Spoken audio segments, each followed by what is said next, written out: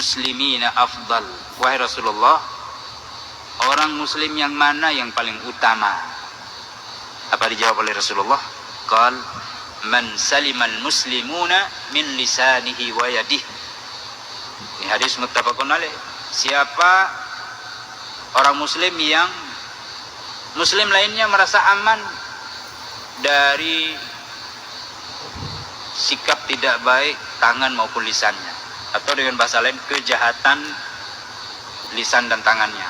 Nah, ini berarti yang dilihat sebagai muslim supaya bisa meninggal dalam keadaan muslimun, kemudian juga dia bisa mendapatkan kalimat la ilaha illallah di akhir hayat supaya masuk dalam surga, dia mulutnya harus outputnya itu baik.